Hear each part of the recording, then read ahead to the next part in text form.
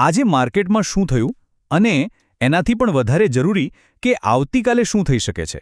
તો ચાલો 18 માર્ચ 2026ના આજના બજારના ઉતાર-ચઢાવને બરાબર સમજીએ અને જોઈએ કે ભવિષ્ય માટે આપણને શું સંકેત મળે છે. અને જુઓ તો ખરા, આજે બજારમાં એકદમ જબરદસ્ત ઉછાળો જોવા મળ્યો.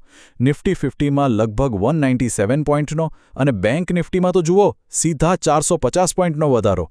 આ આંકડાઓ પોતે જ કહી રહ્યા છે કે આજે બજારમાં રિકવરીનો મૂળ હતો. તો ચાલો આ રિકવરીના દિવસની વાર્તાને થોડી નજીકથી જોઈએ. દિવસની શરૂઆત કદાચ થોડી નબળી હતી, પણ અંત જે રીતે આવ્યો એ ખરેખર જોરદાર હતો. આજના દિવસની ચાલ ખરેખર રસપ્રદ હતી. સવારે માર્કેટ થોડું નીચે ગયું, પણ પછી ખરીદદારોની એવી એન્ટ્રી થઈ, એટલો બધો ખરીદીમાં રસ દેખાયો કે માર્કેટ આખો દિવસ ઉપર ને ઉપર જ જતું રહ્યું. સારું, તો સૌથી પહેલાં વાત કરીએ આપણા મુખ્ય ઇન્ડેક્સ નિફ્ટી 50ની. ચાલો એના પ્રદર્શનનું ઊંડાણપૂર્વક વિશ્લેષણ કરીએ.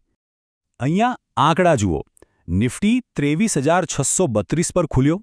શરૂઆતમાં 23,618ના નીચલા સ્તરે પણ ગયો, પણ પછી ત્યાંથી જે ઉછાળો આવ્યો એ સીધો 23,862ના હાઈ સુધી લઈ ગયો અને અંતે 23,777 પર બંધ થયો.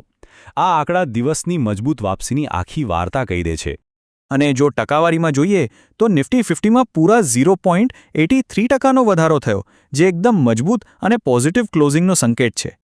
ઓકે, તો બજાર ઉપર ગયું એ તો આપણે જોયું, પણ હવે આગળ શું એ સમજવા માટે આપણે કેટલાક મહત્વના ટેકનિકલ સંકેતોને સમજવા પડશે.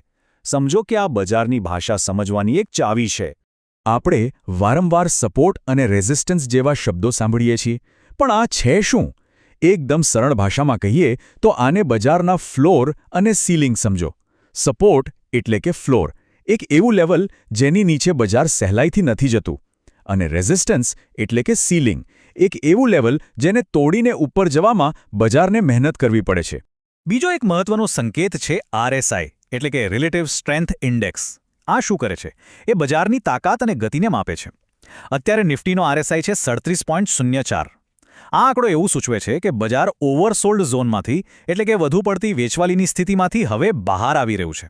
મતલબ કે ખરીદદારો પાછા ફરી રહ્યા છે, જે એક સારી નિશાની છે.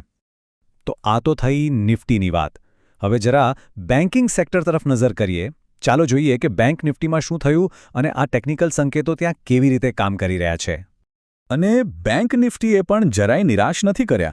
એણે પણ એકદમ મજબૂત રિકવરી બતાવી છે.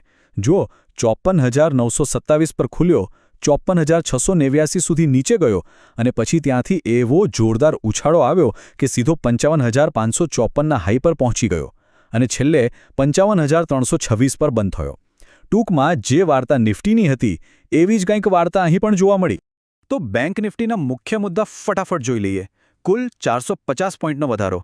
RSI છે 35.11, જે નિફ્ટીની જેમ જ ઓવરસોલ્ડ ઝોનની એકદમ નજીક છે.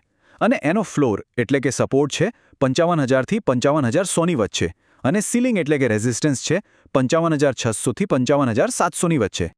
તો આ બધા જ ડેટા અને ટેકનિકલ સંકેતોને ભેગા કર્યા પછી આપણે આવતીકાલ માટે શું અપેક્ષા રાખી શકીએ? બજારનું ચિત્ર કેવું દેખાઈ રહ્યું છે? જુઓ, ડેટા જે કહી રહ્યો છે એ મુજબ આવતીકાલે બજાર કદાચ એક ચોક્કસ રેન્જમાં એટલે કે સાઇડવેઝ રહી શકે છે. નિફ્ટી 50 માટે એનો ફ્લોર 23,600 અને સીલિંગ 23,950 પર ખાસ નજર રાખવાની છે. એ જ રીતે બેંક નિફ્ટી માટે 55,000નો ફ્લોર અને 55,700ની સીલિંગ ખૂબ જ મહત્વપૂર્ણ રહેશે. બજારની આગામી દિશા આ જ લેવલ્સ પરથી નક્કી થઈ શકે છે. એક વાત તો નક્કી છે કે બજાર રિકવરીના સંકેતો તો બતાવી જ રહ્યું છે, પણ સૌથી મોટો સવાલ એ છે કે શું બજારમાં એટલી તાકાત, એટલું મોમેન્ટમ હશે કે તે આ રેઝિસ્ટન્સની સીલિંગને તોડીને ઉપર જઈ શકે? આનો જવાબ તો હવે આપણને આવતીકાલનું બજાર જ આપશે.